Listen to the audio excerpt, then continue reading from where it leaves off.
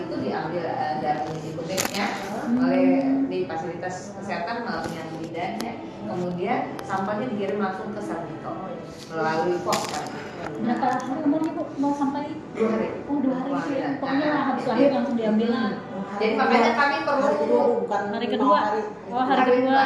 Dan jadi paling enggak itu edukasi perlu banget dengan orang tua dan sebagainya karena banyak orang tua yang tidak menginginkan kenapa sih anak. Iya. Jadi kami melalui kawan-kawan bidan, melalui semua ini mensosialisasikan bahwa pentingnya screening itu ya. Jadi untuk sampai saat ini sih kerjasamanya masih dengan bergeraknya rumah periksa itu. Nah siapa tahu nanti suatu saat laboratorium kesehatan kita semakin canggih tuh Bu Eka bisa dan perlu lagi kita SHK ke luar. Tapi itu ada memang ada Kalimantan Selatan memang perjalanannya ke sana. Oh iya rujukannya ke sana. Yang sudah menjadi rujukan. Jadi mudah-mudahan mungkin juga angka kematian ini kami kaitannya ya ke hulunya ya dengan pemberian layanan kepada ibu hamilnya dengan baik, apalagi dengan adanya Permenkes 21 itu bahwa ANC itu sekarang tuh tidak lagi 4 kali aja di ibu hamil itu tapi 6 kali minimal karena dalam rangka itu kan menekan angka kematian itu kembali. Jadi 2 kali diantaranya pemeriksaan itu ke fasilitas kesehatan itu harus dengan dokter dan juga harus dilakukan USG. Makanya alhamdulillah seluruh puskesmas sudah dilengkapi USG. Ya. Alhamdulillah sudah dan juga dokter-dokternya sudah dilatih untuk itu. Jadi mereka tuh di ini tidak perlu lagi harus ke rumah sakit dulu sudah di puskesmas bisa. Karena dengan adanya USG itu juga bisa mengetahui kan tanda-tanda bahaya kehamilan yang sebelumnya. Karena dilakukan di trimester pertama dan 3 yang ini dilakukan. Jadi sebenarnya upaya-upaya itu dari tahun ke tahun sih kurang lebih sama aja, cuma memang lebih ditingkatkan lagi. Kemudian dari kematian ibu, kematian bayi ini kami punya juga gerakan ibu hamil sehat. Kemudian juga ini pendampingan tim dokter ahli ke puskesmas, anak dan ini juga dalam salah satu kegiatan kita untuk dalam menekan angka kematian ibu dan bayi. Kemudian juga ini kelas balita, ibu balita, kelas ibu hamil. Nah itu jadi di kelas ibu hamil itu kan diperkenalkan artinya tentang berbagai penghamilan kayak apa juga dengan ibu hamil. Nah, itu salah satu upaya kami untuk menekan angka kematian ibu dan bayi. Nah, jadi mungkin juga ada permasalahan kami juga dalam kematian ibu bayi ini. Kami masih perlu meningkatkan kerjasama dengan jejaring. Dengan jejaring itu dalam hal pelayanan maupun laporannya. Kadang-kadang yang tidak tersentuh mungkin sebagian orang yang masyarakat menengah ke atas itu ada periksanya ke dokter spesialis atau kadang-kadang ada datanya tidak tidak terlaporkan. Itu data apa yang asik apa itu? Imunisasi itu bisa mencari ada di asik yang di asik baru imunisasi sama PTM yang untuk gizi belum diizinkan karena politiknya yang gizi kan dia kan sistemnya kayak kohort Bu, kayak BDN kohort kan dia kohort, jadi sampai balita usia 5 tahun. Kalau asik itu dia sistemnya data kumulatifnya aja, tidak ada bias ini nggak kelihatan. Tapi kalau yang di aplikasi PPDBN, MPDN, kohort kan di bidang kesehatan itu dia sistemnya kohort, jadi selama itu dia hamil, selama itu balita itu berlanjut. Jadi terpantau. Kalau effort itu bagus, sebenarnya itu salah satu juga untuk ini dalam mendeteksi itu mempercepat mengetahui adanya kelainan-kelainan dan juga pelatihan tadi. Nah, hubungannya tadi mungkin dengan balita yang kematian bayi tadi juga ada mungkin tadi yang imunisasi rubella. Tapi di ibu pun ada itu yang triple eliminasi itu. Ya, masih triple eliminasi. Nah, itu mungkin kaitannya juga dengan laboratorium lah. Itu mungkin di situ. Sama ibu hamil kan triple eliminasi. Ada HIV, hepatitis sama yang kemungkinan bisa ditularkan dari ibu ke bayi.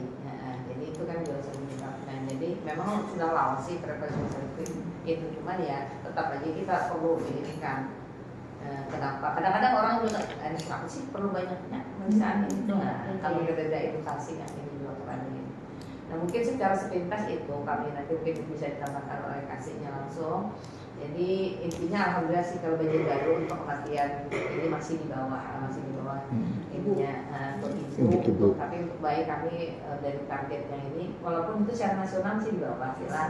Cuma memang kalau target kami di infonya itu ada kenaikan gitu loh, kami kematian bayi ini malah ada kenaikan. Walaupun sudah berbagai cara dilakukan gitu ya untuk menekan kematian bayi. Kalau yang aplikasi itu yang bisa akses dari puskesmas sudah bisa akses. Aplikasi apa? Yang EHAP tadi. Ekohop. Ya semua. Ya. Kalau yang untuk ekohop, MPDN itu ekohop ibu sama ekohop anak itu semua adminnya itu di puskesmas sama rumah sakit juga ada. Kemudian yang MPDN, aplikasi MPDN itu untuk kematian maternal dan perinatal. Notifikasi bu. Notifikasinya. Jadi kalau misalnya ada kematian di rumah sakit dan itu sekarang ini berbasis domisili bu. Kalau yang 2 tahun sebelumnya itu dia berbasisnya KTP. Nah tapi ternyata berbasis KTP ini banyak banget orang luar wilayah KTP Banjarbaru di luar dia atau wilayah yang Banjarbaru pada saat kematian mau mengaudit itu susah karena ternyata KTP-nya Banjarbaru pagi itu didatangi orangnya nggak ada. Nah jadi sekarang diubah kebijakannya oleh Kemenkes itu berdasarkan domisili 1 tahun terakhir. Sebelumnya 6 bulan terakhir. Sekarang ini ternyata 6 bulan terakhir pun Banjarbaru ini mobilisasi penduduknya sangat tinggi. 6 bulan terakhir ada di Banjarbaru, begitu kita datangi audit kematian, ternyata dia pindah. Nah, ternyata Banjarbaru ini mobilisasi penduduknya itu sangat tinggi. Pada saat kita kunjungan ke 6 itu dia masih di Banjarbaru, KTP domisilinya terdata masih Banjarbaru, begitu. Jadi akhirnya untuk Kemenkes sekarang kebijakannya 1 tahun. Pokoknya 1 tahun domisili dia dihitung penduduk Banjarbaru. Kalau ada kematian itu tercatat di MPDN Banjarbaru. Nah, tapi kalau kurang dari itu sudah berarti masuk wilayahnya sesuai dengan ininya. KTP sesuai dengan di mana dia ininya. Ya alhamdulillah akhirnya kami ada 2 yang dikeluarkan. Ya, Kematian ibu ternyata luar wilayah dan bayi juga. Karena dia dari luar. Karena kurang dari tadi. Nah itu juga salah satu dari kita mungkin kita di dokumen kependudukan nih. Makanya kami kenapa dengan lintas sektor ini perlu. Ya itu tadi karena kami susah mencari waktu kematian saya. Ternyata orangnya KTP-nya di sini, domisilinya sana, di mana ke sana. Keluar ini. Jadi kami kenapa mengundang Campil biasanya kalau kami ANP audit maternal Mas Yanto. Dan jadi supaya orang-orang kelurahan zaman itu tahu nih warga ini nah tolong diinikan. Karena itu kan bukan porsinya kesehatan. Iya. Kita ini nanti terkendala, belum nanti tentang pembiayaannya lah. Belum bagian BPJS-nya. Jadi kalau kita kan sudah pemberi pelayanan ya kita ya masyarakat ini. Mungkin kalau untuk ambilan kami itu kalau yang mungkin di antar sekolah ini yang bagus kerjasamanya mungkin kita kemarin turun bersama BK ada pertemuan audit maternal yang tingkat provinsi. Banjarbaru mungkin termasuk yang Opjin dan tim ahlinya itu spesialis kandungan dan spesialis anaknya itu komitmen dia mau membantu program. Jadi kalau ada kejadian apapun kematian, kalau ada yang mau dikonsultasikan untuk audit langsung konsultasi beliau langsung bisa konsultasi. Nah itu tim ahlinya untuk audit kematian. Tapi kalau untuk pendampingan juga ini sangat support. Jadi kalau kabupaten lain itu hubungi spesialis itu susah. Kalau di Banjarbaru alhamdulillah profesornya yang mendatangi ke kita. Jadi kerjasamanya baik. Karena kalau si spesialis ini tim ahli ini tidak mau komitmen terhadap program itu sebaik apapun program, sebanyak apapun dana tidak akan bisa terserap dan program tidak akan capaian program tidak akan bagus karena siapa yang penilainya yang sebagai tim ahli tombaknya ya bu ya. Tombaknya kayak Kabupaten Banjar tuh sampai sekarang dia nggak mau Opjin sama spesialis anak itu ke puskesmas. Dia mungkin merasa turun level lah Opjin ke puskesmas. Padahal rumah sakit itu kan juga sama ada program. Ya ada juga begitu. Benar. Tapi dia mungkin tidak komitmennya Komitmennya kurang. Kalau Banjarbaru alhamdulillah komitmennya baik. Jadi spesialis itu kalau pendampingan ke puskesmas benar-benar mengajari dan benar-benar memeriksa. Jadi kemarin itu kan pada saat awal diwajibkan oleh Kemenkes setiap puskesmas punya USG. karena kan kematian sebenarnya kan banyak nih yang tidak terdeteksi untuk ibu Iya. sama bayi. Jadi diwajibkan semua puskesmas itu ada USG.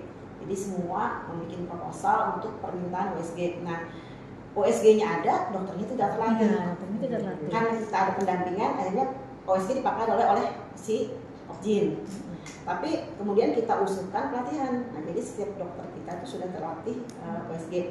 Tapi yang namanya walaupun dilatih kan nggak pasti balita yang ibu hamil yang di USG kan. Nah, jadi pendampingan itu penting sekali. Jadi selain mereka dilatih, mereka langsung pendampingan. Jadi pada pendampingan itu mulai menyalakan USG-nya, memeriksa, apa semuanya itu sampai print itu si dokter Opjin ini mendampingi dengan dokter yang terlatih tadi. Nah, habis itu setiap puskesmas diwajibkan ada hari pemeriksaan USG-nya untuk ibu hamil. Spesial sehari ya. Tanpa spesialis. Ya. Tanpa Tanpa spesialis spesialis. karena sudah ada latihannya. Ada Sudah sudah ada. dilatih juga. Iya. Sudah Jadi, karena kalau misalnya suami yang sebelumnya itu dirujuk terus kan kalau USG itu. Jauh ke rumah sakit. Sekarang kan Karena sekarang kebijakannya dua kali USG itu di puskes. tidak ada sih kewajiban harus ke rumah sakit atau ke klinik yang bayar. Tapi masyarakat kan tahu sudah yang ada yang gratis, yang mendingan gratis kan di puskesmas. Jadi sebenarnya pula ibu-ibu hamil sekarang tuh lebih mudah kalau Iya, udah lagi kalau ke masuk, iya. dokter spesialis kan Iya. mahal kan kita ke klinik. Iya. Karena kan di puskes aja sudah Puskes tersedia. aja. Oh, Dulu iya. bayar kan. Iya. Nah, sekarang Sambil Bu, Iya. sambil. Iya. Santai santai, jangan Santai. Kita bukan ujian tesis kok. habis itu kalau yang menanam bayinya yang kematian bayi ini yang agak susah Bu. Ya agak susah karena setelah tahun 2023 itu kita ada 5 konak kematian bayi. Nah dari 5 konak itu ternyata setelah kita analisis apa namanya Berapa Bu? 50? 5 konak tahun 2023. Kalau yang 2024 44. Oh. Turun sih sebenarnya secara jumlah turun. Tapi target tahunnya Targetnya ya nanti di bawah itu. Ya kan? Jadi karena ada kelainan kongenital. Nah, kelainan kongenitalnya itu SHK. Nah, sekarang makanya semua rumah sakit, klinik, PMB, puskesmas wajib pemeriksaan SHK untuk bayi-bayi lahir. Selain SHK ternyata juga dari analisis kematian itu banyak bayi itu yang meninggal karena penyakit jantung bawaan PJB. Nah, jadi akhirnya Kemenkes itu mewajibkan SHK, kemudian juga mewajibkan bayi baru lahir itu di screening PJB-nya. Jadi di rumah sakit sekarang itu bayi sebelum dia keluar rumah sakit dia wajib mendapat 2 screening. Screening SHK, screening hipotiroid kongenital, yang keduanya penyakit jantung bawaan. Oh, penyakit jantung bawaan. Nah, jadi itu hari kedua, kalau SHK itu hari kedua sampai hari ke-14. Siapa tahu dia misalnya hari kedua itu ternyata misalnya bayi nggak bisa diambil nih SHK-nya, atau misalnya ada demam atau apa itu nggak bisa diambil nih. Maka paling maksimal itu hari ke-14. Kemudian dari pengambilan tuh habis itu kita sudah MOU dengan kantor pos. Jadi setiap Selasa sama Kamis di sini pengumpulan sampel semua rumah sakit, kecuali rumah sakit idaman kita karena dia banyak, jadi dari kantor posnya ambil ke sana. Jadi dia poin pengambilannya ada 2, dinas kesehatan sama idaman. Nah, ya sebenarnya kalau Sarjito itu menginginkan rumah sakit yang kalau kelahirannya itu 1 bulannya 300, melayani 300 kelahiran persalinan, mereka boleh langsung dengan Sarjito. Tapi ternyata untuk bayi baru itu 1 bulan itu maksimal paling 100 kelahiran, tidak banyak. Jadi kita ada biaya juga nggak? ada. Jadi akhirnya pembiayaan semuanya dibebankan ke dinas. Nah, yang boleh kaya.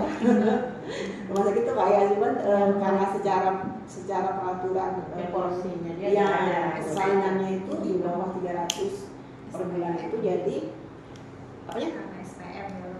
Ya, dan itu juga indikator SPM juga kan ya. Jadi kan kewajiban pemerintah daerah untuk menyiapkan logistik pemeriksaannya.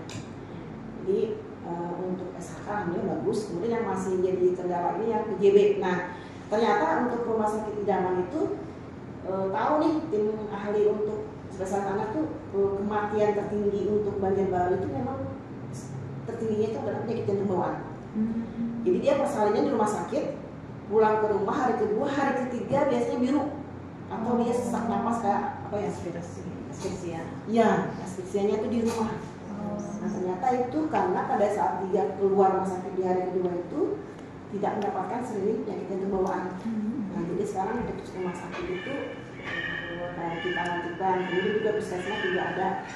Alatnya ada yang dari B2M, ya, oximeter. Nah ada yang dari B2M sendiri, ada yang dari Kesmas. Jadi puskesmas itu untuk yang kalau yang dari B2M itu pengadaan Kemarin deteksi ya, pneumonia. Nah, yang deteksi untuk melihat pernapasan apa? saturasinya. Alatnya itu sama, cuman kalau kami itu dia lebih detek untuk yang bayi baru lahirnya. Jadi hari kedua dia lahir itu lebih detek. Kalau yang ini kan kapan usia balita, nah dia baru balita. Dia harus dua kali kiri kanan sama kaki. Kalau menurutnya sekarang ini yang ambil spesialisnya Dr. Yanuar. Jadi akhirnya masyarakat Banjarbaru itu mengambilkan konsultan untuk BJB itu. Nah kalau yang konsultan untuk SHK kan Dr. Indra. Jadi konsultannya kalau untuk SHK itu Dr. Indra. Tapi kalau konsultan untuk yang penyakit jantung bawaan itu Dr. Yanuar. Nah dia nggak di sekolah nih.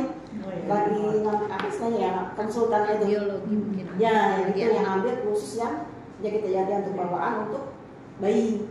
Karena dari pantauan tim ahli itu untuk kematian Banjarbaru memang ternyata banyaknya jantung bawaan.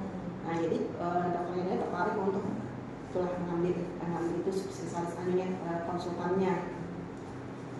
Mudah-mudahan dengan adanya yang ada ahli SHK, ada ahli konsul ini, kemudian Proparlim itu khusus yang apa ya? Proparlim itu apa namanya? Hematonkologi. Nah, itu darah yang ada darah dan sebagainya itu kan banyak juga kan kematian itu penyebabnya itu. Nah, dengan adanya 3 tim ahli ini, mudah-mudahan nanti kalau misalnya ini dari kehamilan sudah terdeteksi, puskesmas misalnya sudah deteksi ada kelainan nih, rujukan ke OBGYN. Nah, OBGYN itu sudah tahu nih adanya. Jadi mudah-mudahan nanti dengan adanya sudah tim yang solid tuh kematian di Banjarbaru minimal menurun lah. Secara jumlah kita menurun, cuma ternyata target nasionalnya menurun. Jadi ini kalau secara jumlah menurun. Tentunya mungkin untuk pakai AKB itu aja caranya. Berarti yang untuk SHK tadi darahnya tadi itu berarti dikumpulin misalkan klinik rumah sakit umum, swasta juga? Ya, semua ya. Swasta dan pemerintah ya. Harusnya ya kabupaten juga gitu ya? Sama seluruh Indonesia loh. Seluruh Indonesia. Cuma tergantung ini aja lah gitu. Yang Apa pelaksanaannya itu lah. Contohnya kayak tahun 2000 tuh Banjarbaru aja malah yang tadi paling cepat habis ininya Banjarbaru. Nah makanya maksudnya berarti kan ini program nasional. Ya, nasional berarti harus didukung Semua. Kayak bisa juga cakupannya sebaiknya. Cuma mungkin dari karena dukungan rumah sakit, sebenarnya paling penting itu si spesialisnya ya. Support ke bawah ke bagian anak tuh, anak tuh bahwa semua salinan itu wajib diambil. Kalau kayak sejalan. Tapi kalau tidak ada yang ini kan kalau anak sudah harus salinan mana nggak diambil. Kan? Tapi kalau misalnya diwajibkan, tapi sebenarnya sudah ada namanya ya edaran yang mewajibkan semua rumah sakit. Karena untuk klaim BPJS harus Nah, melampirkan pemeriksaan. Jadi mau nggak mau ya. Ada ininya harus rumah sakit. Iya. Kemarin, jadi akhirnya rumah sakit yang mendatangi kita untuk bikin MOU-nya banyak. Jadi mereka mendatangi kita bekerja sama, minimal PKS langsung mendatangi sini bahwa mereka mau melaksanakan ini karena kalau misalnya rumah sakitnya sudah kerjasama dengan BPJS lebih memudahkan klaim apabila ada pemeriksaan SHK-nya. Jadi itu untuk pendapatan mereka juga lah, biar lebih bayar mereka. Walaupun reagen dan alat semuanya dari kita. Berarti pengadaannya regen dan itu dari Dinas Kesehatan. Berarti dari Dinas Kesehatan. daerah ya. Ya berarti ya benar tergantung daerah lagi ya. Mereka mampu menyediakan berapa banyak. Iya. Ini kan sudah tahun ketiga ya. Jadi tahun ketiga jadi tahun ketiga itu untuk Banjarbaru di APBD-kan. Kalau sebelumnya kan bantuan pusat. Bantuan pusat. Kalau yang sekarang sudah di APBD-kan, jadi semuanya tuh APBD kalau yang untuk Banjarbaru. Kalau yang daerah lain itu masih ada yang dapat dana dari BOK yang untuk SHK-nya. Kalau APBD-nya sendiri itu untuk archi dan KB ini maksudnya sebanyak apa sih? Biasanya berapa persen dari anggaran? Berapa gitu? Maksudnya ada prioritas nggak sih, misalkan harus 20% dari anggaran atau 20%? Kalau persen itu nggak Kasih tahu kami yang pastinya semua ini dulu diusulkan, apalagi kayak kami kan usulan dari SPM kan sebenarnya wajib lah semua ini, walaupun ada didukung dari dana BOK dari ini kami itu, tapi kan kenyataan diberikan dana itu sesuai dengan anggarannya aja. Kalau kita sudah memaksimalkan pengusulan, artinya yang mendukung misalnya untuk tadi AKKB, pelayanan terhadap ibu hamil, kemudian bayi balita, cuma kan kemampuan daerah pembiayaan ya secara ininya sama tidak sebenarnya kemungkinan memang kami masih mengandalkan dana pusat dan pusat. dana Kalau BOK dana pusat pusat tuh baik. untuk yang akhirnya Lebih lebih pusat itu. Tapi alhamdulillah pusat kita masih didukung pusat dana. Berarti sampai tahun 2024 kemarin di pusat semua Pak. Pusat Pusat semua. semua. Untuk AKKB semuanya pusat dananya dana BOK. Yang tahun ini untuk yang SHK-nya sudah di APBD-kan. Tapi kalau yang untuk ibu masih menggunakan dana BOK. Apalagi yang ada program makan bergizi gratis nih, tambah lagi. Tambah lagi nih Ya ya makanya kan angkatan yang lain Makan bergizi gratis ya, aduh luar biasa. kan banyak yang mau dimakan itu. Anak sekolah.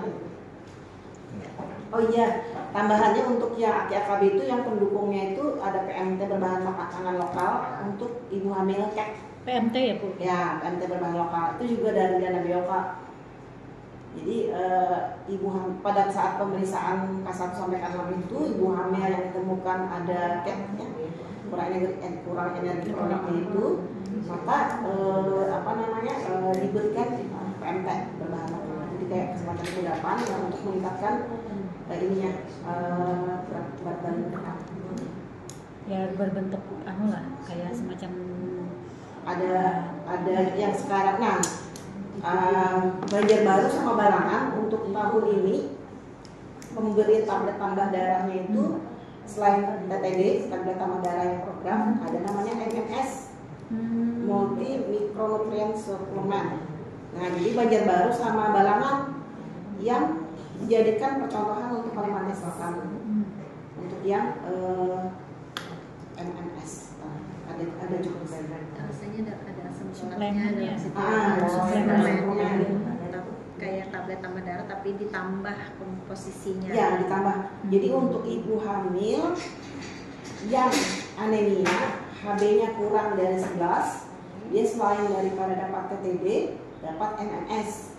Jadi double. Jadi supaya nanti kalau jadi kan diharapkan tidak ada preeklamsi, tidak ada tumbuh kembang. Kan kalau ibu hamil anemia tumbuh kembang bayi janin di dalam rahim terhambat karena anemia. Nah, jadi supaya ini jadi kan harus ada penambahan di 2 kali lipatnya supaya di kan kalau pas lahir itu tidak BBRR karena penyebab kematian tertinggi salah satunya BBRR juga. Nah, BBRR jadi mulai dalam kandungan itu intervensi sudah. Jadi bumi angkat itu diintervensi diberikan PMT, diberikan TTD dan MMS supaya begitu lahir tuh jangan sampai BBRR. Itu tumbuh kembangnya maksimal, kemudian juga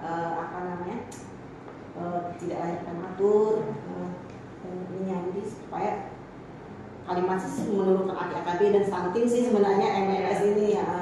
Cuman dicobakan ini karena kami pelaporannya termasuk bagus ya untuk Kalsel sama Barangan, jadi uji cobanya untuk Kalsel ini Banjarbaru sama Balangan. Kalau yang sudah jalan itu mungkin daerah Jawa, karena mungkin di Jawa itu orang mau beli.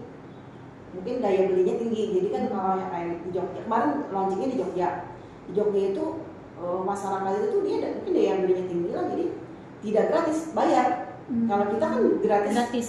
Kita gratis aja orang kadang nggak Masih mau. mantap lagi bayar. TTD itu kan gratis tuh. Kadang ibu itu begitu dia lemas aneminya baru mau. Alasannya mual kalau minum tanda tambah darah. Ya dulu kalau dia mau anak dia kecil beda mau atau lahir prematur. Kalau ada di ini itu rujuk, kalau ada objinnya yang pandir baru ibu hamilnya percaya. Nah sekarang kalau objinnya mendatangi ke puskesmas jadi lebih Bisa dipotong perpanjangan ke rumah sakitnya, bisa langsung di puskesmas.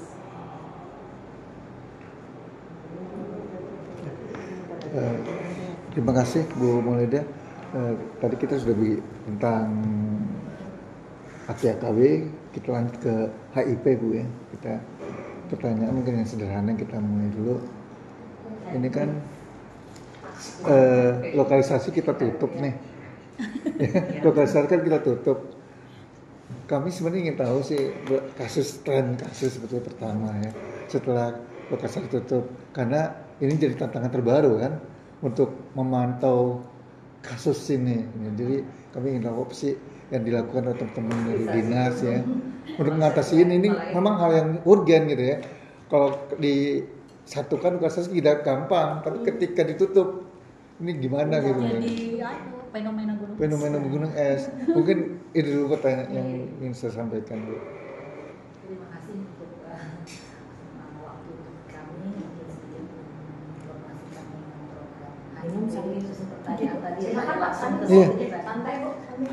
Jadi kita di program HIP ini sebenarnya mungkin bukan sama ya, bukan program yang jadi program yang sudah lama, namun sepertinya memang masih tetap HIP harus dikendalikan. Belum bisa selesai kalau bilang begitu. Karena HIP ini kan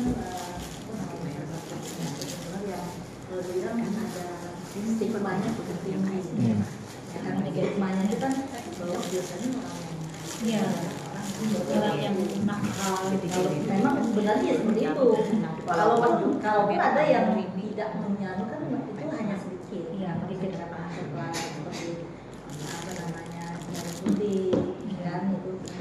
Tapi kalau secara umum ya awalnya ya dari perilaku yang itu. Nah jadi di sini untuk makanya kita karena stigma dan memang mereka yang menjadi populasinya itu orang-orang yang beresiko tadi itu tidak gampang membukanya. Nah, lain kalau populasinya ini sasaran kita ya, kalau kita kan jatuhnya di sasaran ini siapa gitu. Nah, jadi banyak nih sasaran populasi kunci kita. Bu Rahmania, populasi kunci kita ada berapa? 8 ya? 8 populasi kunci yang kita masukkan di standar pelayanan minimal. Ini kada terlalu apa lah yang pasti ibu hamil termasuk ya, kita periksa juga karena risiko dari orang-orang suami gitu Pak ya. Tapi sekarang kan risiko itu ya bisa laki-lakinya, bisa bisa ibunya, bisa dari bapaknya, bisa. Nah LSL nih baru disampaikan tadi suara laki, ada transgender waria, ada lagi kan yang pasti yang WPS pekerja seks gitu kan. Nah kemudian panasum jarum suntik, tapi sekarang mungkin kurang, termasuk yang di apa nih lapas tuh. Nah lapas penjara ini sudah berapa tuh? Apalagi yang tertinggal gitu? Ada lagi yang tertinggal? Populasi yang beresiko. Ya kan jadi kan sesuai Permenkes nomor 6 tahun 2024 itu kan ada SPM nih. SPM itu ada 12, di sini ada 6 ya. Kami ada 2, di PTM ada 4 gitu kan SPM nih. Jadi bicara SPM, jadi ada beberapa yang kayak PTB. Pas aja tadi prioritas nasional, mungkin dari pusatnya juga SPM dong. Jadi disampaikan dia prioritas nasional, nah SPM itu. Jadi SPM HIP ini ada jadi yang indikator yang harus diperiksa atau di warning gitu kan. Ada WBB itu apa? Warga lapas. Nah, warga binaan ya. Kemudian LSL lelaki, kemudian yang tadi WPS kan tadi salah satunya tadi PR kami buat untuk mereka. Kemudian ibu hamil, kemudian penasum dan pasien TB. Jadi pasien TB itu masuk juga di situ. Jadi sesuai sesuai ada misalnya juga pasien TB diperiksa HIV, pasien HIV diperiksa TB gitu, di screening gitu kan, itu salah satunya. Jadi yang WPS tadi kan terkait WPS itu kan kami memang kada bisa loh Pak yang langsung, tapi dari puskesmas nih Landasan Ulin Timur sudah memang bergerak tapi tidak bisa dikumpulkan Pak. Jadi dengan janjian kapan bisa memeriksakan ke puskesmas orang yang tadi orang yang WPS tadi supaya terdeteksi kalau misalnya mereka ini HIV kan diobati, tapi jangan sampai ke apa namanya untuk konsumsi umum. Biar Landasan Ulin Timur aja yang tahu, dan mereka itu harus berobat, kan orang HIV kan harus berobat seumur hidup obat. Jadi itu dari Puskesmas Landasan Ulin Timur sudah melaksanakan kegiatan itu, tapi tidak bisa dikumpulkan Pak. Jadi mereka aja ditelepon janjian disuruh ke puskesmas gitu.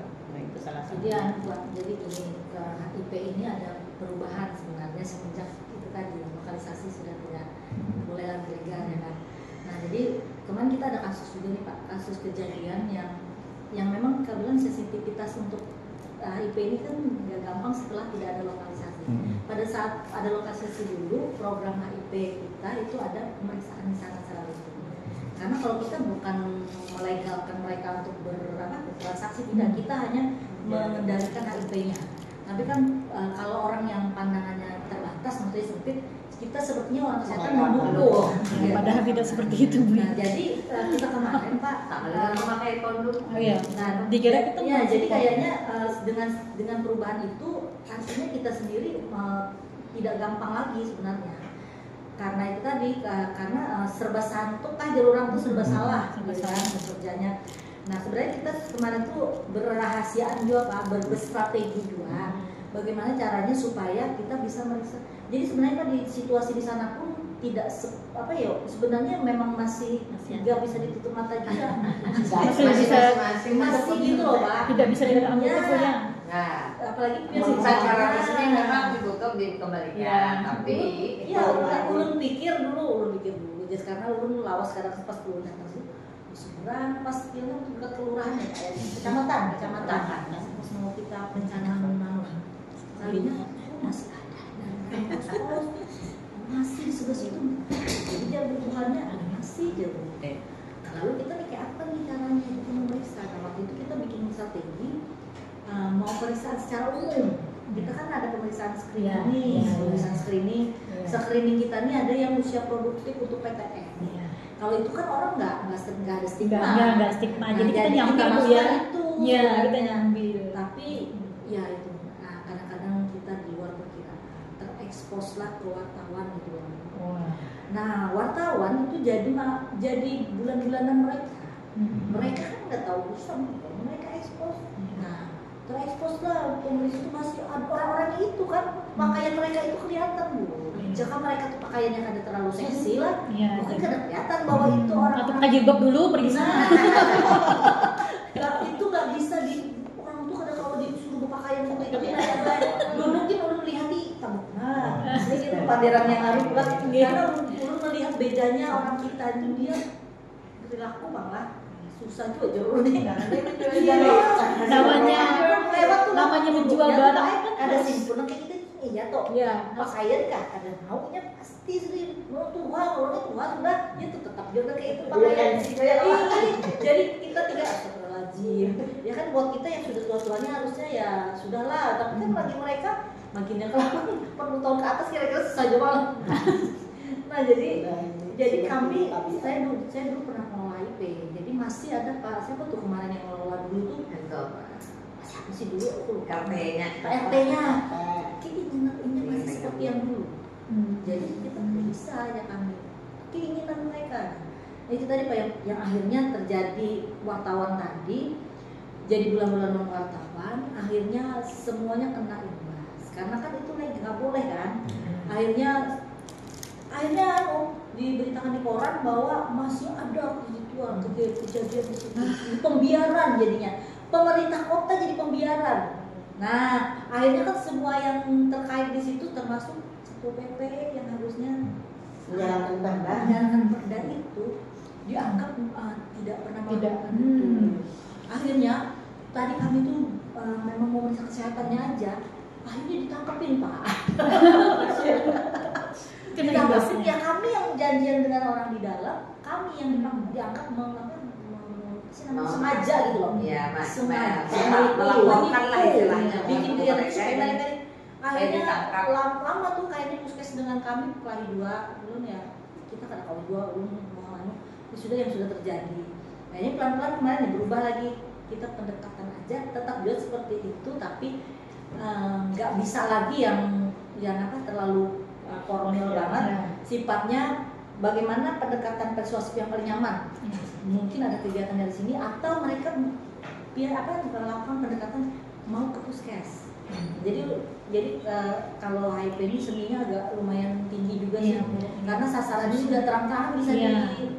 Nah termasuk kita pendekatan dengan lintas sektor terkait. Ini kemarin kita kan baru tahu bagaimana di sini di sekolah ini punya kegiatan untuk mereka yang bertanggung jawab bagaimana terkait di tempat-tempat hiburan, tempat hiburan di sekolah baru, termasuk hotel, kafe, karaoke. Nah itu mungkin itu salah satu track lah kami strategi mungkin. Nah kita mengharapkan kalau pada saat mereka kunjungan, mungkin mereka kunjungan bukan kesehatan seperti kita, mereka lebih perizinannya seperti itu. Kita pengen dapat dukungan karena kita sama-sama pemerintah mereka baru ya, tapi maksudnya disesuaikan juga. Kalau memang kayak kafe itu kayaknya kami ada strategi lagi nanti tuh, karena nggak bisa, harus mungkin lebih ke menjelaskan tentang HIV. Mudah-mudahan orang-orang kafenya nanti tersuasi HIV mereka mau konsul, karena dibuka nggak bisa, gitu sudah serba salah ya. Benar. Nah itu satu. Kemudian kedua ada lagi yang agak keras sedikit nih, kalau ada penangkapan itu tetap bisa HIV-nya langsung. Nah, Jadi mau nggak mau ya kan Nah, akhirnya kayak gitu. Misalnya ada razia, Ada kos-kosan, ada yang langsung ya, itu kan bisa terasa itu kan pasti masuk ke masjid. atau di hotel lagi berdua-berduaan yang nggak jelas kan, suami istri. Nah itu sudah titip kita minta kita ambil. Terpaksa seperti itu karena nggak ada lokalisasinya lagi. Nah, jadi kalau program kita di HIV ini kan pemeriksaan kita lebih mudah ya karena pakai rapid aja. Jadi itu sudah bisa mendeteksi. Dan sekarang pengobatan juga dikembangkan bukan di rumah sakit lagi, karena kebijakan pemerintah ini arahnya kalau dulu di rumah sakit itu takutnya tuh pasien ini kan stigma tinggi tadi, belum faktor-faktor rumah sakit ini kemarin ditentukan. Jadi kalau Banjarbaru misalnya hanya di rumah sakit Jamban, atau di Banjarmasin itu rumah sakit apa itu yang Saleh. Tapi pasiennya ada di mana? Kapan dia bisa ke sana waktunya biaya? Lalu sekarang memang arahnya kita kan mau zero ya, yang dimaukan di 2020 kasus supaya jangan tidak ada lagi, kemudian kematian tidak ada lagi, dan stigma. Nah ini gimana caranya? Ya harus menemukan kasus dulu nih, kasus ditemukan, kemudian diobati secepatnya supaya menekan kasus ini. Kalau kita nggak bisa menemukan sebanyak, kemudian mau mereka berobat, kalau berobat ini sedikit banyak itu virusnya itu kan turun nih, menurunnya itu ya kan, karena dia mau berobatnya rutin itu otomatis penularannya juga sulit. Tapi kalau kita buka sama orang yang melakukan jangan-jangan nanti dia malas enggak bang, kalau berobat tuh bakal bisa lagi beroperasi. Ini kalau yang bekerja saja, karena itu kan harus nggak jadi. Cuman kita sampaikan berperilaku hidup sehat, ya kan merubah akhlak orang nih, itu ada lagi nih yang bertugas ya kan. Kalau kesehatan nih bukan bagian kita sebenarnya, kita hanya dari segi kesehatan, siapa tahu dia mau akhirnya dengan sudah punya penyakit tapi paling tidak dia sulit untuk masih tetap mengontrol, tapi dia mau mencegah supaya jangan menularkan ke orang lain dan dirinya bisa sehat. Karena kan kalau HIV ini selama dia masih meminum obat itu virusnya tidak berkembang dan dia masih bisa berhidup seperti normalnya aja. Banyak ada orang yang mungkin kita nggak tahu di HIV, makanya kan karena dia memang biasa-biasa aja. Tapi kalau dia tidak minum obat, tunggu aja sebentar juga virus berkembang cepat gitu ya. Nah itu tadi kan disampaikan erat kaitannya dengan TB. Terkait kan karena kan imunnya Imunnya ya turun. TB ini bakteri. Iya, Nah, bakteri. jadi sama-sama diperiksa nanti. Kalau orang HIV periksakan TB-nya, orang TB periksakan HIV-nya supaya pengobatannya itu benar-benar bisa menemukan permasalahannya. Nah, siapa tahu yang anunya memang ada TB-nya ya diobati juga TB-nya. Sebaiknya seperti itu juga.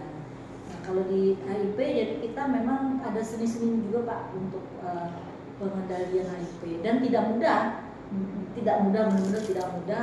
Mungkin kalau kita mau terus advokasi ke pemerintah daerah. Kemarin kita disampaikan dari satu kopi sampaikan kalau dia mau pemeriksaan dulu ya dengan belum lah, kayaknya dia bisa aja kayak BNN kemarin wali kota itu langsung mau periksa. Tapi karena kalau kami aja itu agak susah loh, seperti kita berhadapan dengan kemarin ini contoh ya, kalau kita datang ke tempat mereka bisa melakukan apa ini gitu. Tapi kalau pemerintah kota bilang ini untuk kegiatan pemerintah kota, menekan kasus HIV misalnya, seperti kemarin BNN mengusut kasus narkoba, itu suka tidak suka pemerintah karena ini instruksi gitu. Satu PP dukungannya buat kami kuat gitu kan, kami susah juga masuk ke tempat-tempat seperti itu. Iya. Nah, Kalau kita sendiri nggak mungkin. itu yang beratnya di kita di jajaran kita kesehatan kalau ada koordinasi dengan orang-orang yang termasuk pemerintah kota yang mendukung. Kemarin pemikirannya, ya mudah-mudahan nanti pemimpin kita yang ke depan apakah masih apa yang baru ini kan kita kan belum tahu, mudah-mudahan bisa mendukung ya. Karena itu tadi dengan advokasi ke pemerintah daerah perlu juga, karena stigmanya masih ada. Itu pemerintah daerah kita dengan kita membagi kondom itu dianggap melegalkan prostitusi kita. Padahal kan yang dimaksud kondom ini bukan membagi rata gitu bukan, tapi untuk mereka yang tadi beresiko tadi supaya jangan atau suami ya misalnya kan jajan ya kan, nah itu harapannya dia berkondom itu untuk istrinya, gitu kan? Karena kan istri kan tahu di rumah, makanya kan ibu rumah tangga yang Kan nggak tahu yang ke nanti ibu rumah tangga punya anak lagi, punya anak lagi. Nah itu menekan yang seperti itu membuka susah, jadi pendekatannya yang dan kita kan masih terus sosialisasi terkait remaja harus tahu tentang risiko HIV. Jadi kita ada kegiatan kita ke proses remaja seperti itu enggak. Itu untuk kegiatan di HIV sih. Kalau yang di TB ini kan program nasional tadi saya sampaikan prioritas ya, karena memang TB ini ya juga PR yang dari dulu nggak selesai dan yang paling menyedihkan mungkin Presiden kemarin kenapa sekarang harus semua lagi dikerubuti sama kayak stunting gitu perhatiannya, karena nomor 2 terbanyak seluruh dunia. Nah, jadi peringkat yang menyedihkan kan. TB jadi nomor 2 ini ya, jadi pemikiran HIV ini anu aja. Kalau HIV kan isu nasional, isu dunia. Nah kalau TB itu memang kondisi kita Indonesia yang menyedihkan. Masa kita yang jumlah penduduknya nggak sebanyak China ya kan, atau yang apa India kita kalah. Nomor 1 ini India yang oh ya kan yang apa Cina misalnya kan banyak juga tuh. Apakah kita nih tahu Jepang itu data tuh, tapi kita yakinnya lah nggak data itu benar, menyedihkan sekali gitu kan. Nah jadi kan ada PR-nya, ini gimana nih TB ini? Nah ini dibikin lagi strategi yang kayak ini, termasuk pengembangan pemeriksaan HIV sekarang tes cepat itu kan akhirnya cepat terdeteksi. Nah PR untuk Banjarbaru nah sudah di sini tambah nih kan BBN jadi kerja sama kita ya. Nah karena memudahkan lagi nih supaya kalau ada kasus kita cepat diperiksa, cepat kita lakukan pengendaliannya. Karena kan berat juga TCM yang dipakai ini katanya sekarang mau juga untuk hepatitis, untuk anu, jadi nggak untuk TB aja. Makanya kalau dengan adanya dari nyebutnya BPTKN sekarang sih BBLKS ya? Iya, BBLKS. Biasanya BPTKL jadi BBLKM udah Kes Mas nyebutnya ya, satu berubah kan. Kebiasaan. Bu, ya itu ruangan kami juga tidak perlu karena tidak pernah mengandung penyakit menular dan maksudnya pengambilan sampel itu. Jadi memang ruangan juga Oh, jadi ini ada perubahan itu ya? Jadi berubah. Yang COVID kemarin? COVID kan selama ini kan cuma meriksa sampel kan, untuk meriksa sampel karena sekarang itu di anunya buat pelayanan juga. Oh, termasuk Kayak pelayanan? udara, Iya, ada klinis. Jadi Kalau harus pemikiran bagus bagus banget. Iya, hanya sampel aja. Campak rubella Campak rubella kan masih aja. sampel aja kan? Masih sampel aja. Jadi kemarin ada permintaan untuk melakukan vaksinasi ya. Iya, untuk petugas. Nah, kayak itu sudah ya belum kemarin kita vaksinasi tanggalnya belum disepakati ya. Belum kayaknya sih. Yes, tapi ini sudah disetujui tinggal pelaksananya aja kalau misalnya mungkin. Jadi kemarin karena kan kita memang nggak ada vaksin yang khusus, tapi bisa digunakan vaksin yang ada yang untuk anak sekolah kemarin disetujui dari provinsi karena kita buka surat juga provinsi izin dari mereka karena kan kita pelaksana di sini ya. Jadi hampir semua program kita kan masih mengacu semua dari acuan Kementerian Kesehatan termasuk terkait DB. Jadi itu tadi dengan adanya dukungan dari Yan terkait TB khususnya ECM mudah-mudahan ini semakin bagus lah. Kita kurangi nih sekarang ini dari pengobatannya masyarakat ini sudah diperiksa positif, ada juga yang nggak mau berobat. Nah, jadi itu yang nggak mau berobat, ada lagi yang berobatnya kada teratur, yang jadi apa resisten. Nah, itu PR-nya. Yang tanpa ada yang mengawasi. DBRO masih tinggi. Karena efeknya lumayan juga ya. Iya. Dan mereka orang mungkin tadi ada faktor bosan sih. Iya, soalnya lama betul bingung ibu, jadi mereka akhirnya bosan. Jadi sekarang Iya. kita ada bantuan nih dari komunitas memberi bantuan untuk bisa menindaklanjuti kalau ada dan temuan juga tetap temuan dicari juga. Temuan ini bisa didapat dari kasus positif dilakukan investigasi kontak. Jadi 8 orang sekeliling orang yang positif ini semuanya harus diperiksa. Yang dulu Itu berarti harus buat Ya, 10 sampai Ya. 15. Sekarang 8 orang, Ya, jadi Gak tahu jadi berdikit itu nggak tahu Berdikit. konsep. Gapnya dikit duitnya sudah habis. Tapi Ngomongnya 10 sampai 15. kayaknya masalahnya yang 20 dulu tuh nggak tercapai itu mungkin nggak dilaksanakan, berat kali. Soalnya puskesmas kita itu juga nggak tercapai IKA itu, nggak semua malahnya. Nah jadi ini justru bagus kalau misalnya mereka dapat bantuan ini kan nggak semua kabupaten kota nih.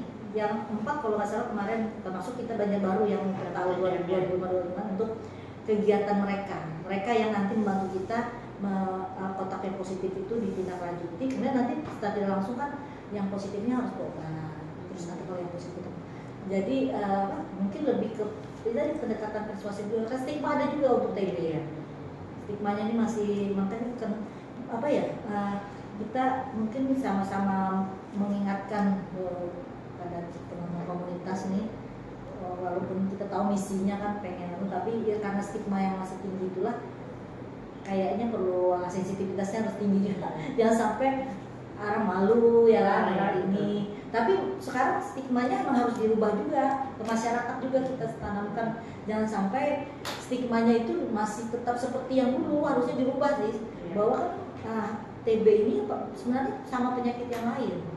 Tapi karena stigma yang zaman dulu itu bahwa TB itu penyakit yang menakutkan, gitu kan.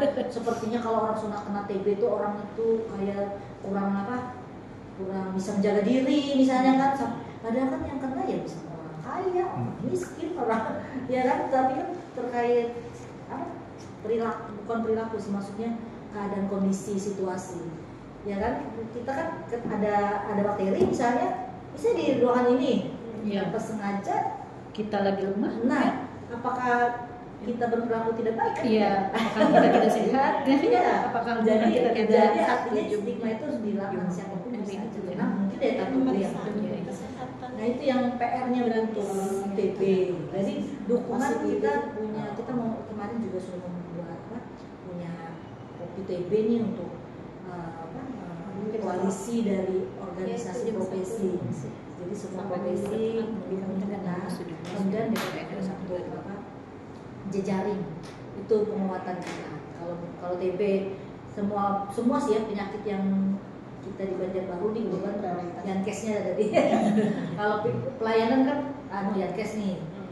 Ini kalau nanti dukungan kita jejaring supaya ya jejaring kita rumah sakit, klinik, dokter mandiri itu melaksanakan kegiatan sesuai dengan program, kemudian pelaporan mereka nantinya bisa masuk ke kita sehingga data kita tuh yang capaian-capaian itu tidak tercecer lagi datanya seperti tadi kita buat untuk program ini sama, program kami sama, sehingga yang dimaksud dengan standar pelayanan minimal ini, pelayan itu bukan hanya di puskesmas, kalau dinas kan membawa puskesmas saja. Justru kalau Banjarbaru banyak sekali pelayanan di luar puskesmas. Itu yang kita harapkan datanya jangan sampai lepas sehingga capaian kita benar-benar bisa menggambarkan bahwa ini adalah pelayanan yang ada di Banjarbaru. Standar kita pelayanan kita benar-benar terlayani.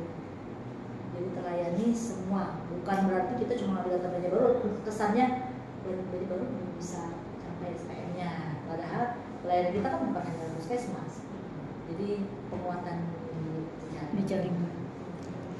Mungkin yang ingin saya tanyakan ini Bu, trennya gitu ya, tren kasus itu apa terjadi peningkatan atau tidak? Selama ini kan kita tahu Banjarbaru kan sudah menjadi ibu kota ya, Kalimantan Selatan, dan urbanisasi mobile masyarakat itu tinggi dari luar. Ini jangan sampai jadi, ini ada kasus saya diskusi dengan kepala bidang P2P kemarin itu, kalau di Tanah Laut itu ceritanya unik. Setiap ada kegiatan buka usaha, di situ ada kasus. Jadi tapi itu, ya ini temuan awalnya di situ. Ini takutnya misalnya ada dia mau buka pabrik ya gitu kan. Jadi datang tuh si pekerja ada warung perempuan 1, 2 situ. Yang dia mohon maaf ya, mungkin orang dari Pulau Jawa di sini 2-3 bulan kan kemana dia salurannya kan. Ada yang memfasilitasi kan ya cuma 200-300 boleh lah daripada pusing gitu kan, bisa jadi. Ya kita ya ini ada ilmu baru harus kita terus update dan kita menjadi masukan untuk langkah ke depan ya. Karena Banjarbaru ini kan pintu masuk, apalagi nanti kalau IKN jadi kan lebih pintar lagi permasalahan tentang HIP ini. Itu PR-nya Pak. Jadi kita kayaknya harus meningkatkan. Untuk trennya HIP itu kalau misalnya yang terinfeksi ODIP ini namanya ODIP kan Pak. Ya, kalau misalnya yang kita deteksi memang kita sudah mendeteksi semua yang tadi seindikator tadi, tapi yang dinyatakan ODIP gitu orang dengan HIP itu memang ada peningkatan. Dan kemarin memang kalau tahun 2023 itu kalau salah 82 sekarang jadi 88. 82 orang Bu. 2023 sekarang yang baru 23 20 80. Jadi baru sama sekali ya. Belum Kita ya, jadi memang ada data kumulatif, ada data baru tahun ini. Ya. Yang 88 ini temuan baru apa? Temuan baru. Jadi memang ada tren peningkatan.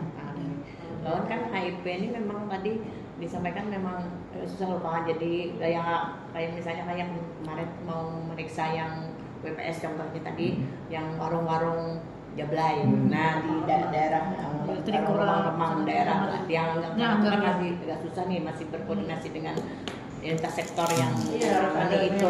Nah itu jadi memang PR kita juga nih untuk melihat yang salon-salon yang bertanda kutip. Nah, salon-salon yang bertanda kutip itu memang menjadi sasaran kita, tapi kita melihat komennya juga seperti apa. Belum tambahkan juga TB ya, kalau TB itu memang ada yang dari Presiden. Presiden itu kan ada program Prabowo tuh ada TB nih. Jadi apa tuh namanya? Asta Cita itu memang program TB. Jadi kami Banjarbaru juga selain kan di stunting juga ada tim percepatan, kami di TB juga ada SK Wali Kota tim percepatan penanggulangan TB yang diketuai oleh Wali Kota Banjarbaru. Dan mengenai TCM kita di Banjarbaru kan ada 3, ada di Rumah Sakit Zaman dan Sanuli Timur. Nah sekarang kan kami tahu info ada di Labkes. Nah ini sekarang kami masih berproses MOU karena kami mau memaksimalkan program TB di Kota Banjarbaru. Sayang kan Punduan Pian kada terpakai loh. Nah, buan TCM-nya. Jadi kemarin masih berproses MOU dengan pemerintah kota dengan Kemenkes. Jadi rencananya kami itu kalau misalnya landasan Ulin Timur kan satu nih, ada di wilayah sana, kemudian nanti di Rumah Sakit Idaman, mungkin kami nanti berbagi wilayah dengan disepakati ya. Misalnya di BPLKM Labkesmas ini wilayahnya mana, gitu, biar mereka dari Puskesmas tuh mengantar sampai itu tidak terlalu jauh. Dan itu kan pendanaannya juga ada di untuk pemerintah kan ada dibacakan di MOU itu juga Pak. Nah itu salah satu kami ingin meningkatkan layanan TB karena tahu kita TCM di Labkesmas ada gitu, nah kan jadi sayang kalau baik selain koalisi organisasi dan pemetaan juga ya Pak ya, di mana ada TCM Ya, di tempat yang ada nggak dipakai, karena teguran lagi dari kementerian itu. Iya, TCM itu kan kemarin situasi pas COVID juga kan, tapi kemarin tuh nggak dipakai juga karena lebih cepat disiarkan dirinya jadi. Jam itu waktu kopi ada Pak? Ada juga itu pas. Dan memang kebanyakan juga ada pattern kita yang sudah expired dia justru itu kan tidak terpakai, kita justru dengan pertemuan ini kan kita bisa mungkin lanjutnya bisa MOU kan. Proses lagi Pak MOU-nya kami sama pemerintah kota nih lagi sudah sama dokter kita Dokter Rizka sudah ya? Sudah hampir suratnya sudah sampai di pemerintah kota, tapi nanti diundang oleh pemerintah kota nanti sampai ke Wadapian nanti dikumpulkan seperti apa nanti MOU-nya dan hak dan kewajibannya tuh ada dibacakan di situ. Kayaknya lebih besar lagi ya, kayak pemeriksaan sampel kan campak rubella sudah di sini, itu kan memudahkan kita juga. Ini kemarin kita mau bawa sampel ini jauh kan, biayanya, waktunya nggak. Biasanya keluar nggak Bu? Keluar dari Jawa. Biokes. Oh, Biokes. Biokes Jakarta ya? Nah itu hasilnya ditunggu-tunggu nggak ada, sampai nanti sudah lama baru ada. Kadang-kadang kita pengendalian kita kan jadi apa ya, bingung kan, udah baru data keluar. Kalau sekarang kan seminggu sudah bisa. Ya kan? Kalau SOP di tempat kami memang ini seminggu 7 hari. Nah itu kan luar biasa Pak dukungannya buat kita di program. Artinya masyarakat yang kita nyatakan ini penyakit yang potensi gitu kan, untuk segera dikasih terapi itu cepat gitu. Nah kalau kita dengan masyarakat tuh jadi ya kita lakukan juga tetap namun tapi kan kurang kuat lah kalau hasil labnya. Tapi kalau masyarakat mau nggak mau ini cuma kasus ya, kasus itu berarti harus lebih masuk lagi ke kegiatan penanggulangannya. Dan kayaknya ke depan mungkin nanti banyak lagi Pak ya, maksud saya. Soalnya saya masih keluar. HFMD, tapi kayaknya kemarin belum ada yang sih. Apa itu? HFMD. Oh HFMD ya. HFMD ada. Oh, HFMD. Yang penyakit mulut dan Singapura. Berarti HFMD memang ada. HFMD Ada yang itu yang kemarin di sana kemarin diadakan juga. bukan yang baru ini sih, kalau yang baru kan Yang baru kan human dia pakai Elisari tapi masih disuruh beli sendiri itu rekening kita baru beli lagi. Kalau yang Tapi kasus kita nggak ada kan yang terakhir ini. kalau HFMD kan penyakit mulut itu banyak juga, tapi nggak pernah konfirmasi masih kalau di wilayah kita. Jadi belum bisa menjaring yang positif gitu kalau misalnya. Sampelnya serum kayak campak. Kurang tahu sih kalau Kenapa? Serumnya seperti Oh, campak. kayak serum campak itu. HFMD Sampelnya Yang untuk penyakit apa? untuk HFMD. HFMD FMD kita. Pas diambil Serum Enggak saja kayak serum serum ada campak. ya, lupa Serum. ya. Mungkin saya kayak campak mungkin lah serum. Serum juga. Namanya. ambil yang serum juga ya. Iya, Kan kan ambil ambil Kemungkinan kita punya juga itu udah bisa juga. Kemarin udah beli juga. Kalau kan yang pernah ngirimkan Karena kita itu Bu, tanpa ada MOU kita juga bingung bergerak.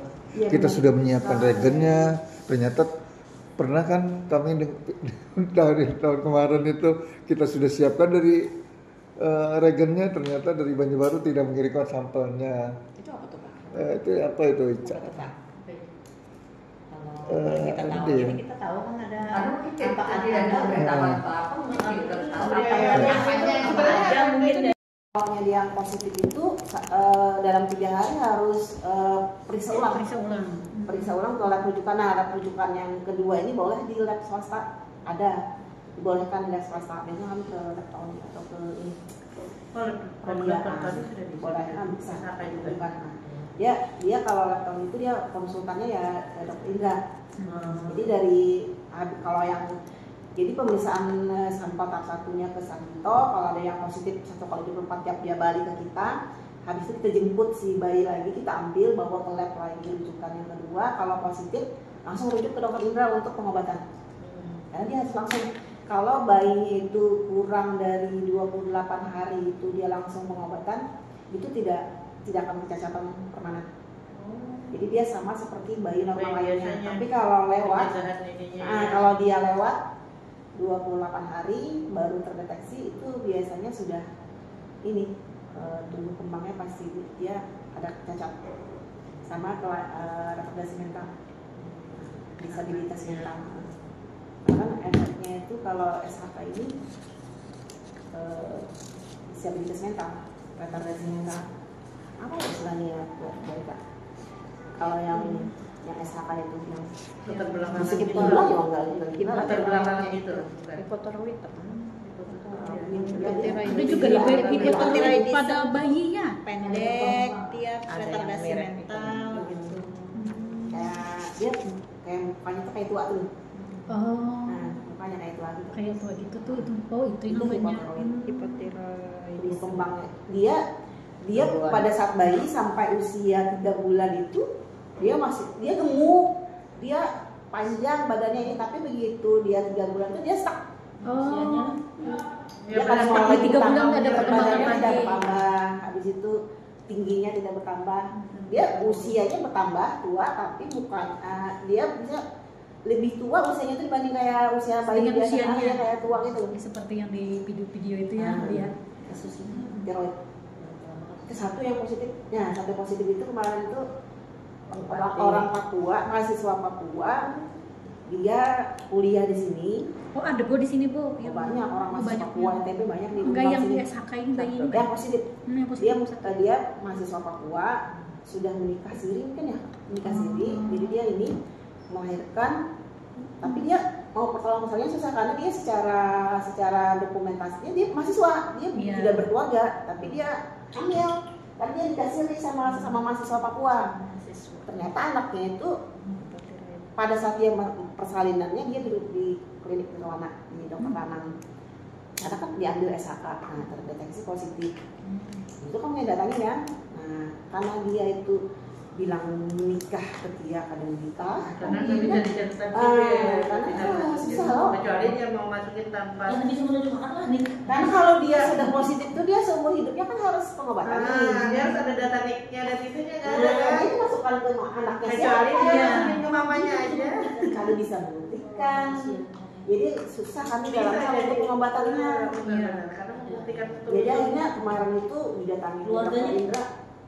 Kada tahu di Papua. Keluarganya nggak tahu dia. Ada orang merantau loh. Dia tuh rumahnya di Tapi Sudah bisa besar. kuliahnya di mana? Ulang. Jauhnya di Umlam lah ke Banjar. Sekarang Papua ke Banjar. Beasiswa orang Papua. ini memang ada Kuliah beasiswa itu beasiswa. dan khawatir dicabut kalau beasiswanya Ya, kalau mungkin inya khawatir dicabut jadi kalau inya melegalkan pernikahan. Oh, karena statusnya itu harus masuk di amat. Cuma nggak bisa jadi kita serba kesusahan dalam hal untuk terapi pengobatannya. ya, secara aplikasi tidak ada anunya. BPJ didata terus. Ya akhirnya pindahnya rumahnya sudah besar, wilayah Dr. Sehari-hari di blok bisa jadi hampir Pindah itu. juga kasih deh. Asalnya itu jadi warganya Dr. Rosni Cempaka. Karenanya di para kecamatan tuh jadi dia anunya kosnya susah ditelusuri. susah ditelusuri soalnya. Dia pindahnya ke Orang luar itu. para ini Iya. rumah puskesmas Melisar yang baru. Di situ didatangin, habis itu pas didatangi itu akhirnya kayak gini. Jadi akhirnya anaknya itu dikembalikan ke orang tua si perempuan. Jadi Papua. dibalikan ke Papua, jadi dianggap sebagai anaknya orang tuanya itu. Ya. Cucu jadi Jadi anak, di sana masuk yang BPJS mengobati. yang itu jadi semua rekam medisnya masukkan ke mama. mamanya dikirim, jadi pengobatannya di Papua. Jadi penyebaran udah nggak ada lagi Kasihan positif. banget. Kasihan buat si anak yang udah.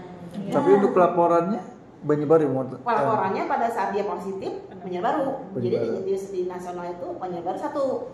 Tapi pada saat dia di tahap pengobatan kan pusat pasti ini saat itu ini pengobatannya di mana? Di mana? Iya. Pengobatannya di mana? Itu terdapat kasusnya di mana gitu kan? Dari Kalau positif pengobatan. Dia pengobatan. Bagus Dia harus aja ada anaknya. surat rekomendasi konsultan bahwa dia di pengobatan nanti baru di pengobatan. Sudah Iya, lumayan. kan? Iya, itu mahasiswa takut Jadi dicabut aku kali. kayak Siswanya. Hei. Penyebaran juga. Oh sampai 3 bulan baru.